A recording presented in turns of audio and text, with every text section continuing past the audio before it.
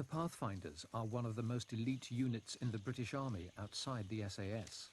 Officially, they don't exist. They're a phantom platoon.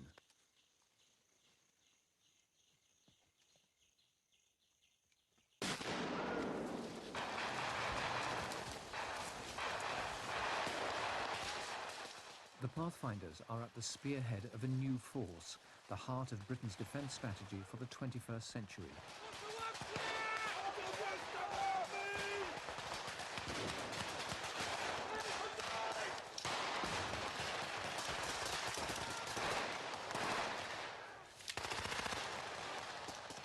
These 40 Pathfinders could be the first into battle in the next war. They are my eyes and ears. They go in ahead of my main force to bring that main force in. And given that we're a brigade whose primary mission is to arrive by air, be that parachuting, air landing, or by helicopter, then it's obviously important that we have somebody on the ground beforehand.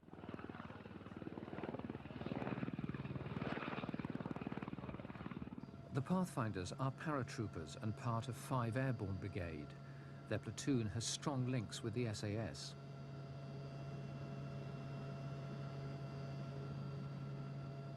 How would you describe a Pathfinder? He's a motivated individual, a man able to operate in a small group and to be compatible with that group, and to be totally self-sufficient, a cut above the ordinary soldier. I hazard a guess, something like 75% of them will have a go at going to the SAS, and I would hazard a guess again, the pass rate must be about 60%. So it's probably, as a unit, it probably sends more people there now, relatively speaking, than any other unit in the army.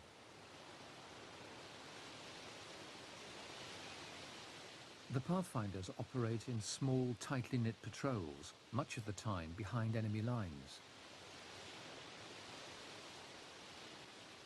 I'm lead scout, so I go first in order of march, trying to push through this crap and then, observing my arcs to the front, really. That's my main task. So if you were to encounter the enemy, you would be the first to encounter it, would you? Yeah, I'd probably get it first. I'm the most unpopular bloke, you see.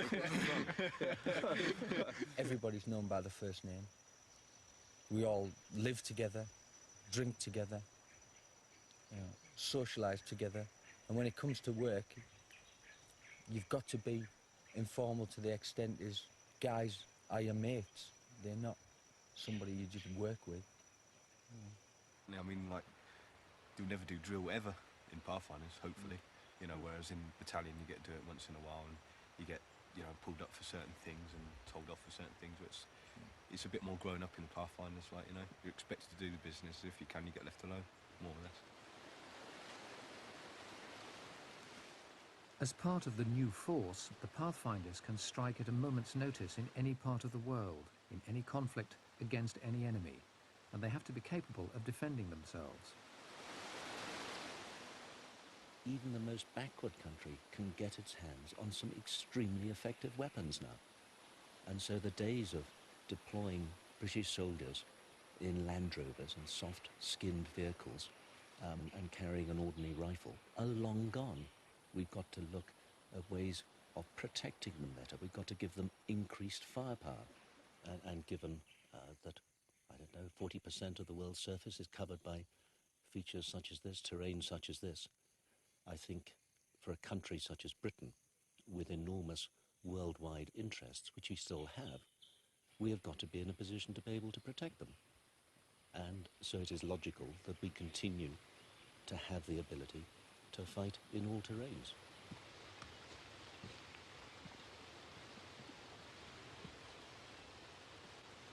The Pathfinder platoon is at the core of what the ministry sees as a revolution in military thinking. In the past, it could take weeks for soldiers and their equipment to get to the front line. The ministry believes those days are gone. The Joint Rapid Deployment Force, or JRDF, is Whitehall's answer. Morning, Adele. The combined force of airborne troops and marine commandos was born in these corridors. Its purpose to strike by land and sea in a matter of days. Morning, Commander. Morning, Minister. Morning, mate. Morning, Mary. Morning, Minister. Morning. Morning, Mary. Old enemies and old ways are no more. Joint operations are now the fashion, challenging traditional attitudes. Nothing can be left just sitting in aspic. It's not pickled, it's not there forever stuffed like a museum piece. These are dynamic organizations, they change. Here is a brand new force structure, the Joint Rapid Deployment Force, operating from a brand new joint headquarters, a permanent joint headquarters, a new doctrine designed to promote British interests all around the world, and therefore there will be structural force changes in order to provide the components that are needed to do that job.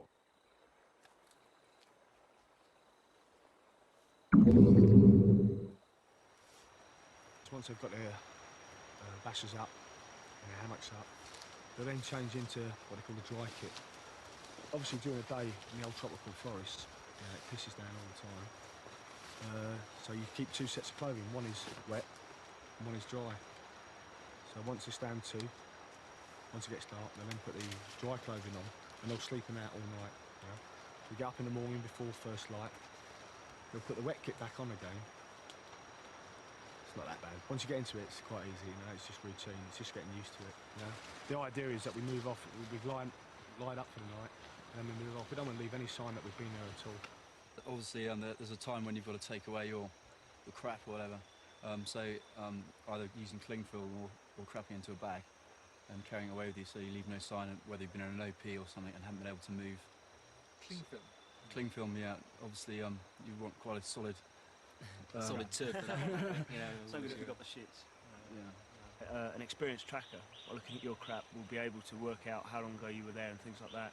Okay, because he will know, because he's lived all his life, he will know how long it takes for human crap to deteriorate. You pick out the Western diet as well. Yeah, they can actually tell what you've been eating. So he knows you're a Westerner and it starts... It's all little tiny bits of evidence that come together to build a picture of his enemy, isn't it? And so you're denying him that information. A lot of us carry draplene, the nappy rash cream for babies, etc. And when it's part of your night routine, you get in your hammock at night and you sort of cream it around your bollocks and around your ass there, and to sort of stop the sweat rashes. Obviously, you've been walking all day, and as I say, your combats are getting a bit clogged up with sweat, etc.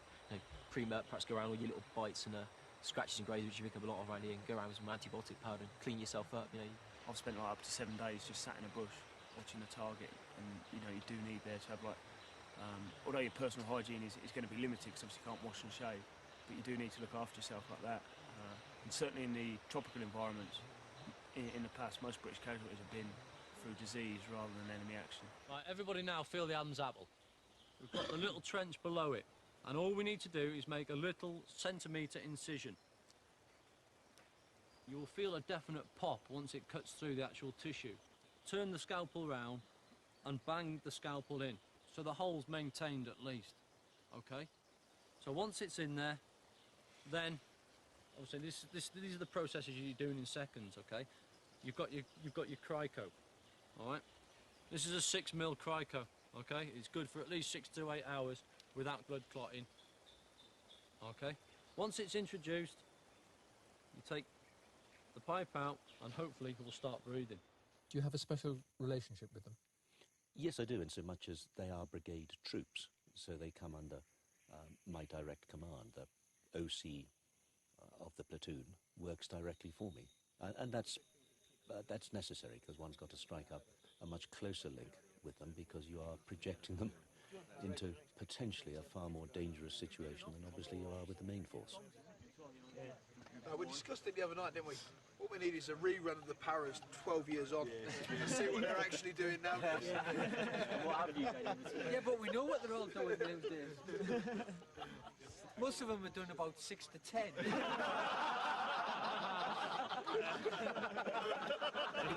Crimes against the state. Two. Not Major. That man's got tips. Get his head cut. The army, if it's got one thing, it's got it's got its variety in general, at least in the part I do.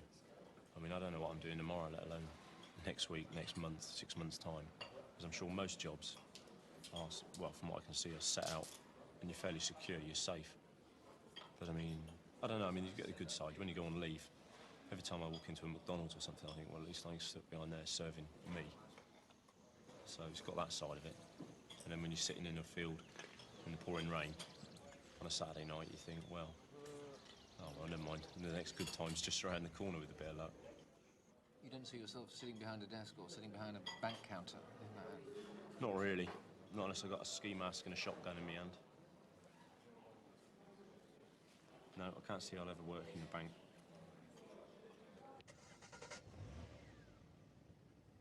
In his first conference speech as Defence Secretary, Michael Portillo linked the Joint Rapid Deployment Force to his vision of the future and Britain's role in it. Civilization is vulnerable. We are resolved to defend it. Extreme nationalism resurgent. Ancient quarrels littering the earth like smouldering volcanoes. Next week, I shall announce to Parliament a new strike force drawn from the 3 services, capable of rapid and long-range deployment. We might have to go to somewhere where hostilities have broken out or where they're imminent. We might be going somewhere that has already fallen to the enemy, that's possible. So we can't just count upon the red carpet being rolled out for British troops. We have to have the whole range of possibilities. You go in regardless? Of course, if it's necessary to check a declining military situation, a threat that's being posed, something which we regard as being contrary to British interests in the broadest sense, then we must be there to make sure that those interests are defended. The JRDF, the Joint Rapid Deployment Force, becomes operational on the 1st of August, as you know. And this is a totally new venture for Her Majesty's government. This is something we have not done before, because before, quite naturally, the emphasis during the Cold War was on preparations for general war in Europe. So the whole concept of deploying forces worldwide quickly is quite new to us. It will mean new equipment. It will mean the establishment of the Pathfinder platoon, you lot, on the 1st of April this year. And we have now got to prepare ourselves for operating worldwide and reacting quickly to crisis. The Pathfinders must be there to make sure that wherever we go is prepared and is safe. And we're dealing here with a range of possibilities. This could be quite a simple thing. This could be rescuing some people. This could be taking some relief. On the other hand, it might be just the first chapter in a very big build-up. These latest 11 recruits to the Pathfinders may soon have to put Mr. Portillo's vision into practice. Right, when the brigadier comes in, all I'll do is I'll come to attention and say, sit up. Normal score, like so. Okay, he will then say, relax. Any problems? After that, he will give his spiel, all right? And then all I'll say is, stand up. He will then go around to each one of you, all right? Present you with your DZ flash. Any problems? Quite simple. Sit up. Relax, please. You join, from my point of view, the most important unit in the brigade, because unless you are on the ground, I can do nothing. You are the brigade's advance force. You are the first in. You will be my eyes on the ground. It is therefore extremely important to me that I've got the right people in the platoon. Now, I know most of you, I hope all of you, have aspirations to go on to Special Forces. And of course, we will not stand in your way. Indeed, we'll encourage it. But very well done, and we'll have a drink afterwards. Despite existing for 11 years, the platoon is still not officially funded, or in military jargon, established. In many ways, it's a phantom platoon. They are not established, which means, in fact, that the manpower for the platoon is carried on the establishments of my other units, and I equip them on the black market. On the black market? Yes, I have to find equipment from elsewhere and borrow it from elsewhere and give it to them. Ah, Corporal McPhee. Yes, well done. Yes, To establish the platoon on a proper financial footing would cost around £6 million. Still not transferred. It's not transferred. It'll come through soon. Well done. Private Flint, sir. 3 para? 1 para, sir. Very well done. Thank you. How do you feel now you've got it? Oh, over the moon. Dog's bollocks. Great. Why do you want to be a Pathfinder? So I can get 5 bigger and better guns.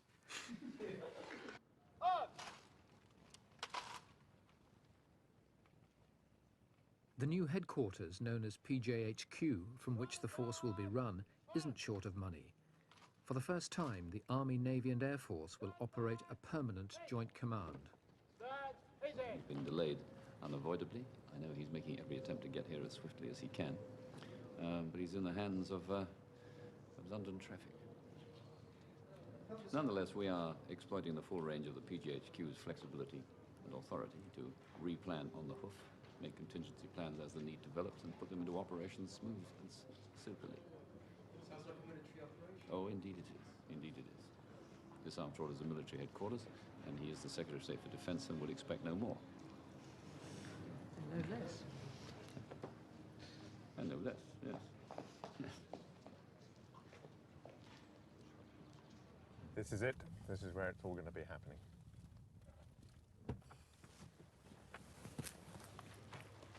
Good afternoon. BCDS, very nice to see you. Sorry the cabinet overrun. Really good to see you. We've been replanning on the hoof as befits this headquarters and exactly. its name. Yes. Can I lead you on? Flexibility, the key. Yes. A nuclear bunker. The next wall will be run from northward, in a bunker hardened against nuclear attack, deep beneath London suburbia. Good afternoon. Thank you very much. They'll lead you through the operations room. You'll be able to see. On your right, an array of screens. Sure, you see the army officer. That is Wilton. Yeah. The crisis management centre back in the MOD. We got CNN. Right, so as one probably would. As one probably would. There is a document. The document has just been transmitted That's right. locally, but in principle, it could actually be a readout from an aircraft over the theatre or whatever. It could be from the theatre, it could be from another headquarters. Satellite. Satellite link. Yes. If I can just take you out onto the wing of the bridge, where you will look down into the bridge. From this building, Admiral Fieldhouse ran the Falklands War, but not from this op room. This wasn't here. No. This has been part of perhaps the major part of the construction has been here to create this environment. That has been going extremely well. The parade commander will say to you that the signboard is now ready for unveiling. Would you like to step forward? And it's on a little bow. All you have to do is pull the bow, right, and the thing will spring up. Incidentally, CDS at all times will be on your right, and I will be on your left, and I will prompt you as necessary. That will make me feel very secure. Yes, I think it should, sir. It will be a general salute. You don't do anything, sir, except stand there, looking your usual smart selves. CDS and I behind you will be throwing up a salute, sir. Very good. Okay.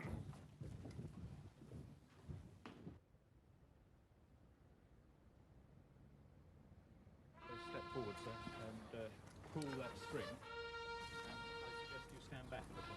Right.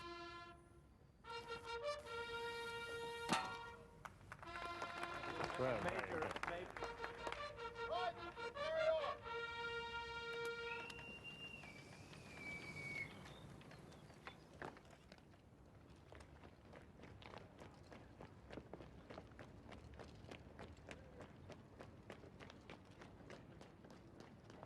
3,500 feet, pull. 1,000, 2,000, 3,000, check canopy. You've got no canopy at all. Roll your shoulders, bang your... Pathfinder recruits must learn how to parachute free fall, to mark out a drop zone, or DZ, for the main force, or secure a landing strip for them. Look, locate, peel punch, pull.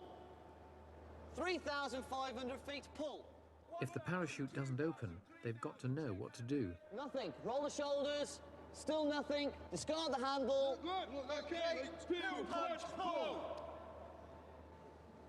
Right, you're at 4,500 feet. Look at your handle. 4,000 feet. Take hold of it. 3,500 feet. Pull. 1,000, 2,000. If you can free fall or whatever, obviously you can travel longer distances without being detected on radar. And with our role, if we're going in early, that's one of the things you don't want to do, get detected, you know, at an early time. So basically, if you're jumping from 25,000 feet, you've got a four-man group in a tight, close-knit area on the ground within a few minutes or whatever. Hopefully nobody knows you're there. Take it a little bit higher. 4,000 feet! Come into the pool. 3,500 feet. Pull. 1,000, 2,000, 3,000. Check. Canopy. No canopy. Roll the shoulders. Still nothing. Discard the handle. Locate. Peel, punch, pull. Good man.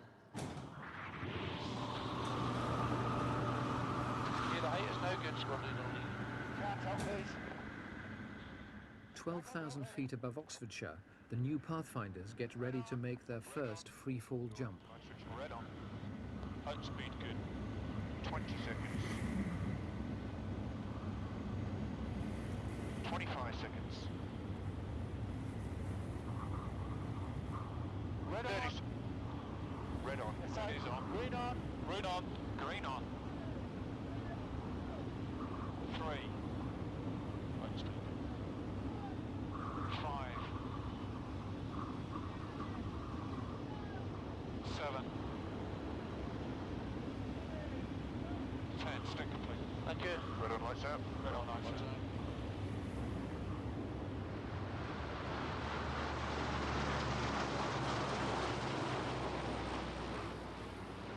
And you're up at 12,000 feet, so you look down, and I mean, you can see clouds and stuff like that. I mean, what we're used to, we only jump about 800 feet normally. So, I mean, you can always sort of see the ground quite sort of low and stuff like that. But I mean, this, you realised how high up you were. You just sort of thought, shit, you know, here we go, let's hope it opens. Or you know, well, I won't be going on the piss tonight. The blokes will be in my locker getting all my kit out.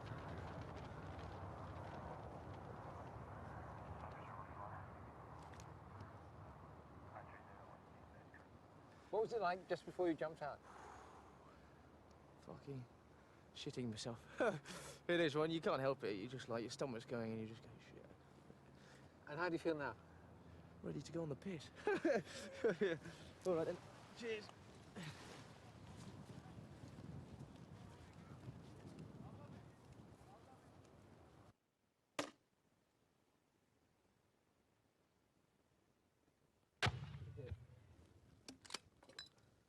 On the ground, the Pathfinders believe they need new weapons, like grenade launchers, to help them do the job properly in their crucial role in the new force.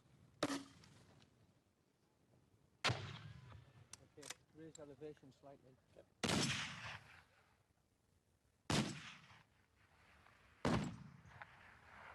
It's like for damaging objects at long distances.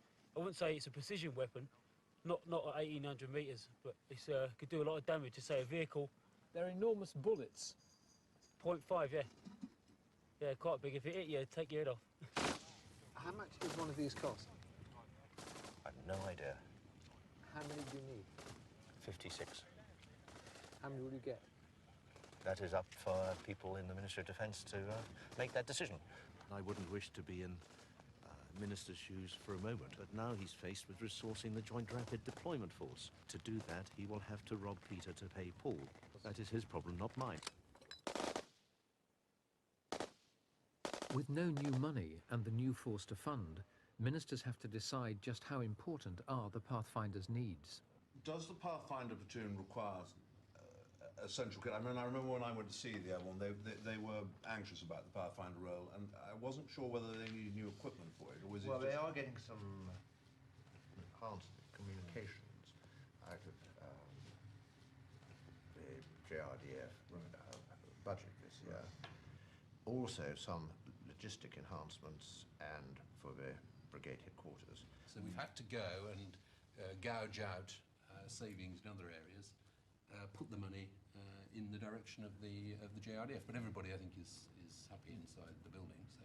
Well, the CTS has always imprinted on my brain, since the first day I came here, that it's all a question of priorities, and where you choose to elect to put that particular priority. I am personally accountable for how every one of the 21 billion or 22 billion pounds that we spend is spent.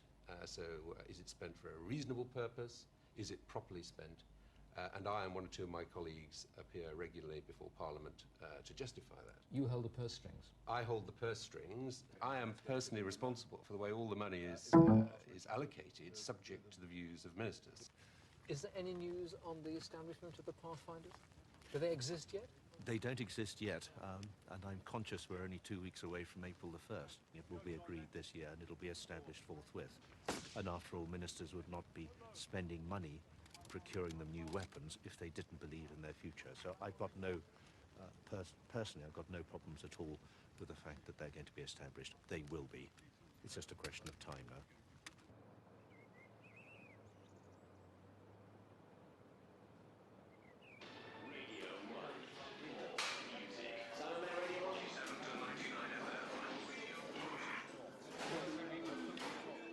Well, this is frosty.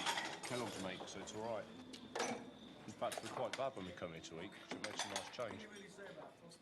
Well, they're great. Yeah. This is the day the Pathfinders rehearse their role in the new joint force. Winged Avenger is the biggest airborne exercise of the year. 21 is Sammy, 22 is Tony, 23 is Bruce, 24 is Jim, 25 is Buck, 26 is Nath, 27 is Graham, 28... Most of us there haven't actually been in a proper war, but it'd be nice to find out, be given the opportunity of finding out what it's really like. We've been left out of a lot of the big conflicts in the last couple of years, and the bloke's getting a bit pissed off with it, and they want to try some now. I'm in Bosnia now, it's sounding like it's getting a bit better now that a lot of the handcuffs have been taken off the soldiers and that they're allowed to do your job rather than be a politician. There must come to a time when the politicians have just got to shut up and leave it to us, and hopefully that time will come. This is the most important day in the MOD's year, when the Secretary of State unveils the Defence White Paper to Parliament and press. But upstairs, it's business as usual. How long have you been making tea for the 6th floor, George? Oh, about 10 years now. 10 years? 10 years, yes. That's an awful lot of cups of tea. Over the years. What happens if you're late with the tea and the coffee? Oh, never late. Not for the Secretary of State or CDS, you know. They come first. They're our priorities. Gordon Brown's been on saying that Labour would be wise spenders, not big spenders. It's obviously the point that Manchester Council spends more than any other borough. Be useful to know. Alison Broom is the Defence Secretary's special advisor. Her advice is party political. Very good. Standing by. Fine. Thank you. The fastest news service, GMR Talk, from the BBC. The special advisor is paid for not by Conservative Party Central Office, but by the ministry itself.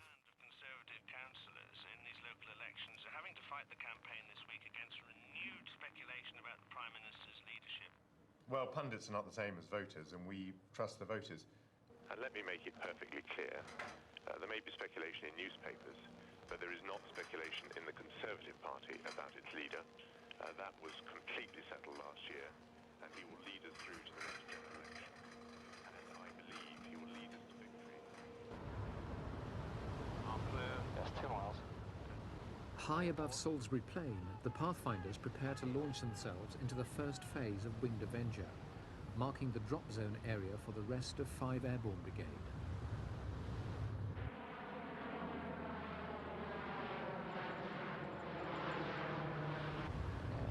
Turning back on a 082. Checks. I have the outer marker on the right-hand side. Dennis, the platoon sergeant, has done nearly 3,000 jumps.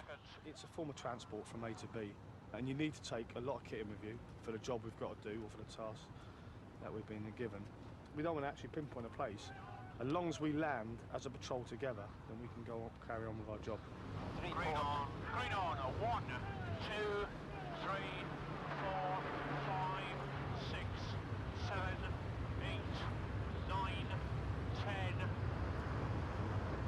11, 12. 12 troops dispatched. Red on. Red on. Lights off. Lights off in the back. Right.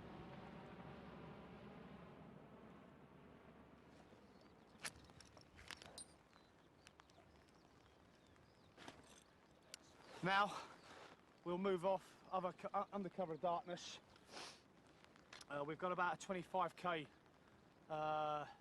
patrol to do to get to where we want to go, which is an area where we can locate an OP and report on the actual battalion DZ.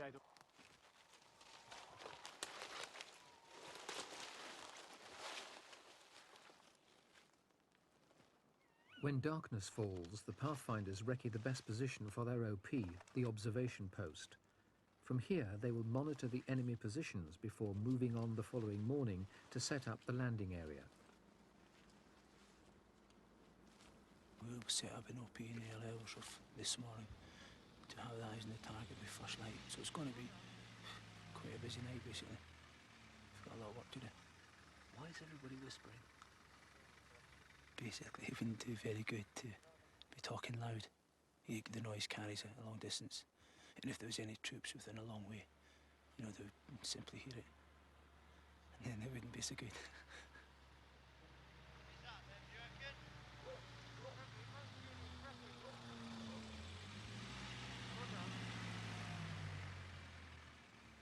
How long could you be there? Varies. I mean, it could vary from 48 hours up to, 6, 7 days. Sometimes longer. 7 days stuck in a hole? Oh, yeah. Yeah, I mean, folk have been in for longer than that before, a lot longer.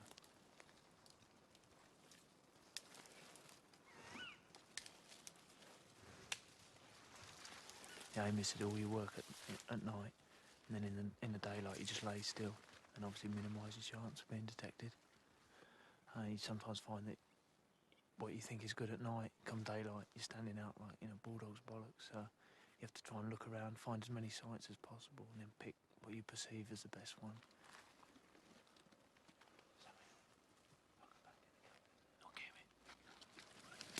Or you're out, for days on end. There's nothing, no hot food, no hot drinks. Do you know what I mean? There's nothing to keep you going. And first of all, your extremities start to go, your fingertips, and your nose, and your face, and then your toes, obviously. And then, obviously, you start shivering because your body's trying to pump the blood, the warm blood to the extremities, try and warm them up. That's why you shiver. And then you get to a stage where you stop shivering because your body's using up too much energy. And that's when your inner core starts to get, well, not your inner core, but your outer core starts to get cold. That's when it really does get bad. So you sort of start worrying as well. Your feet have gone numb. Your hands are cold, your face all cold, and you're shivering. It's hard to concentrate about what you're doing, but you've got eyes on target. You've got to keep yourself motivated, keep your morale up. But you're thinking about the cold all the time? Yeah, all the time, yeah. Wishing you was back at home, have a cup of tea, watching TV or something.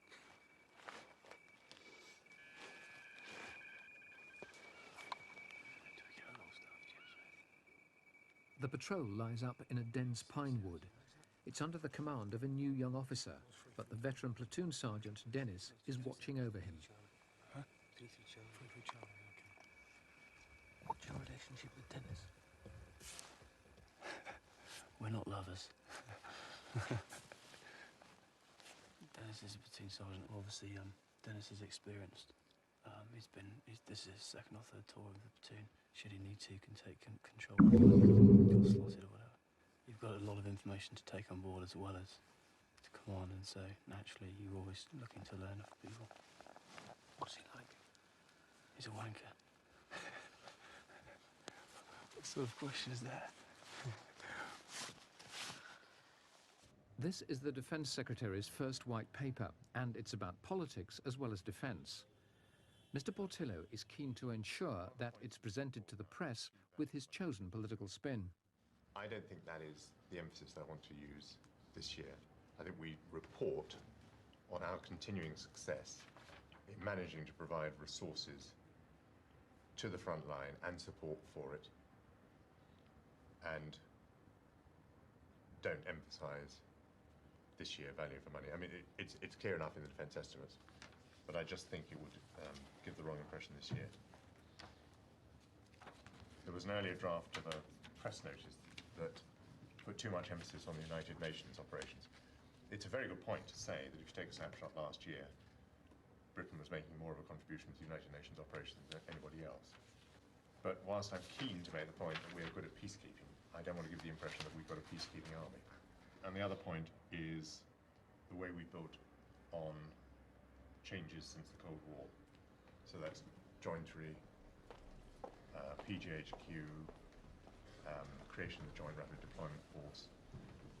And I will mention to them the rolling program of exercises, Purple Star, Purple Viva, and make quite a lot of that. I believe today that British forces have never been better equipped than now.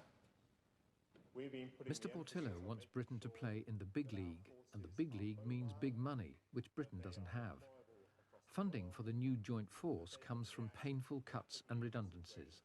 With the JRDF, aren't we a second division power aspiring to play in the Premier League? We are we are not a second division power. We are not, however, aspiring to be a superpower. What we are aspiring to be is quite clearly what we are, which is the premier European, Western European country in terms of our defence capability. So we are in the France-Germany league. That's the league we aspire to.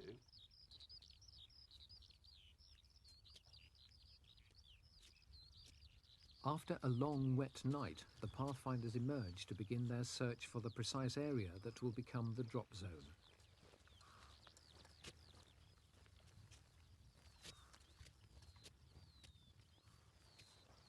Got on the ground, it started raining.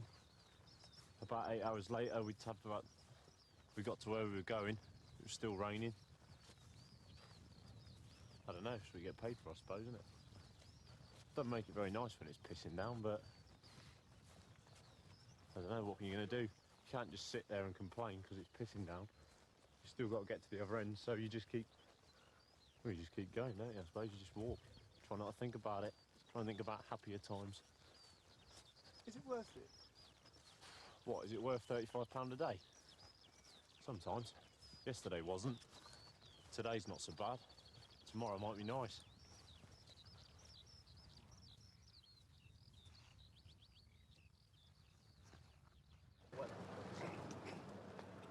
Soon, the 800 men of 5 Airborne will drop from the sky, led by their brigadier.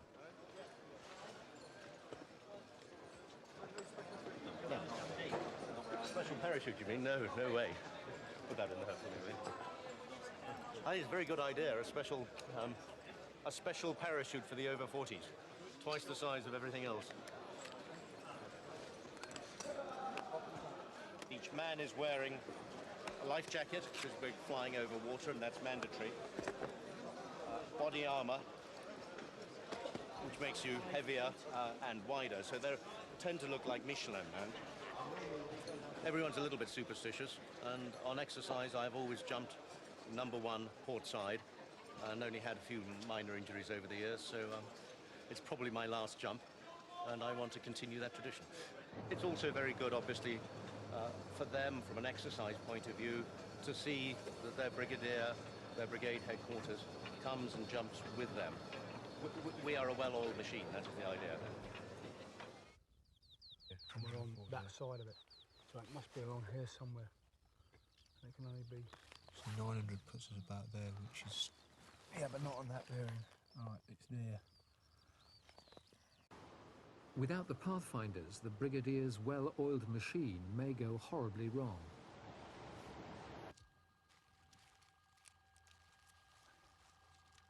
They indicate to the pilot from the approach to here, which is the centre, which is the IP. That is his aircraft running, which is 130 degrees magnetic. If you want to project power quickly, it has to go by air, and that is a specialised business. So I think the JRDF provides a proper, at last, operational focus for 5 Airborne Brigade. I would agree that we, the British, have not used it for some time. Last time was Suez, but that's not to say we won't use it tomorrow, because of course it is always the unexpected that comes around the corner at you.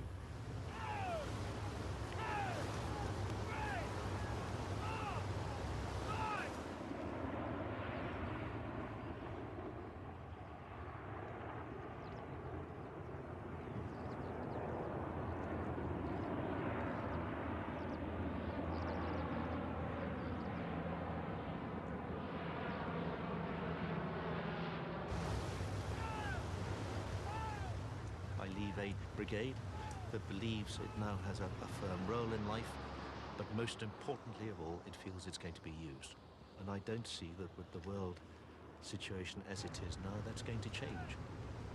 So I would be very surprised if elements of the JRDF did not deploy somewhere within the first 18 months of its establishment.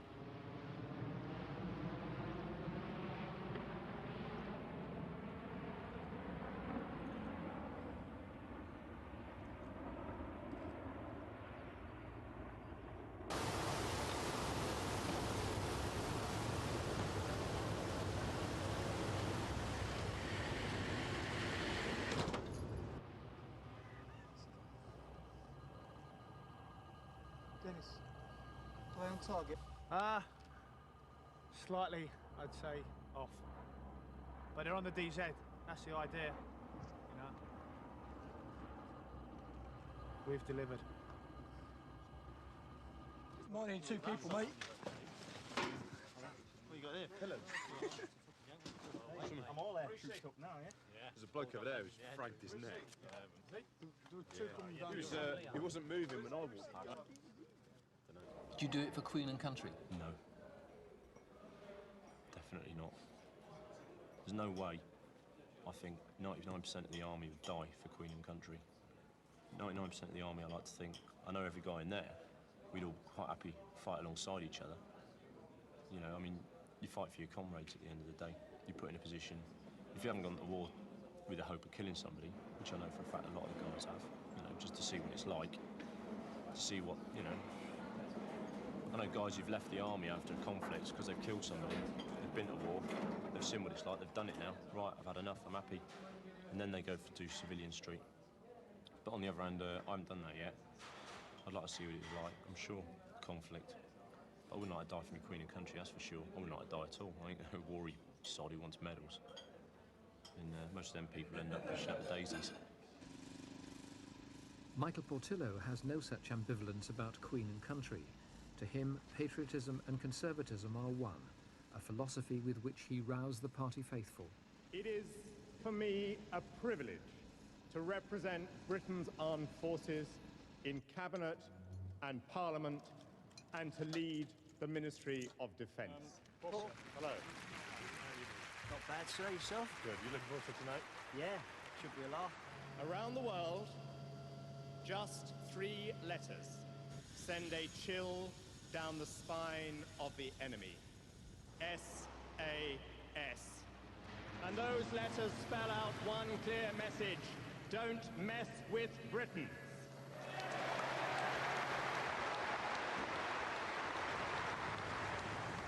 We are conservatives. We will speak of pride, of honor, of valor in battle, and yes, of glory. The SAS have a famous motto: who dares, wins. We dare. We will win. I know that there was resentment within the Ministry of Defence and within the armed services about some of your remarks, the language you used. There was a feeling that you were wrapping yourself up in the Union Jack and using the armed forces for your own political ambitions. Do you have any regrets about that? You've been filming the MOD for the best part of a year, and I think you've seen that ministers and the armed forces have a very good and close relationship. But people did feel that you were using the services for your own political future ambitions. Well, maybe a couple of people did, but whatever they may have thought at the time, I think we now have the strongest, closest working relationship. Were you minded to apologise? Oh, I made clear to the chiefs of staff that I had never intended any insult to the armed forces. I intended only to praise them. Would you make the same speech again today, after a year as Secretary of State? Well, I certainly believe in the same thing. Here in North Carolina, Operation Purple Star, a coalition exercise with the Americans, is vital preparation for the new joint force. The Marines 3 Commando Brigade, the seaborne element of the force, team up with 5 airborne. As far as the exercise is concerned, we're running at 0-200, and that's all looking good. We've had in for about 3 days the Pathfinders, who've established eyes on as forward reconnaissance, which is an essential component. Otherwise, we'd be going entirely blind and putting not only, in fact, ourselves at risk, but obviously the air crews and that are going to be flying us in there too. So your men are out there at the moment? Yes, sir, they are. Living rough, concealed? Oh yes, they're in the swamps at the moment. So they How come. many? With 45 strength, we've only got 7 patrols deployed in the headquarters. Some we've left back in UK on courses. We expect to extract them tomorrow after D-Day. They'll have been living in the open for how long then? The longest 4.5 days. The last lot that went in last night, so it's not too bad for them. It's hard ground. One of the SEAL teams lost a foot against an alligator the other day. So that is for real. That's not simulated. That's correct. That was real that, terrain. Away! Get off! You seen dead spot? The Pathfinders survive the alligators and snakes, but they aren't so fortunate in the spending round back home. They return to base to hear the news from Whitehall that they still don't officially exist. Why haven't the Pathfinders been established? Well, because we have to find ways of meeting a whole series of requirements. We are thinking about how we can best meet that requirement. It hasn't the highest priority. It has to the Pathfinders. Well, everything has the highest priority to the people who are looking at it at their level. But at our level, we have to make a number of hard decisions. But we've been going for 11 years, this platoon, and we've not done bad out of it. You know, a lot of hard work been put in by a lot of people to keep this, keep this unit going. 11 years on the black market. Yeah, for a unit that don't exist, we've done a lot. Right, the enemy in detail. Carrying M16s, Kalashnikov-type weapons. The Pathfinder platoon may be the trailblazer of Britain's new global ambitions, but its continued lack of funding is a reminder of the economic realities back in Whitehall. Mission, Pathfinder platoon, is to execute a silent, deliberate attack to ensure that we destroy the entire base. Okay, and destroy the entire Despite their pivotal role in the new force, the Pathfinders will remain a phantom platoon, fighting their way from exercise to exercise until called upon to do it for real.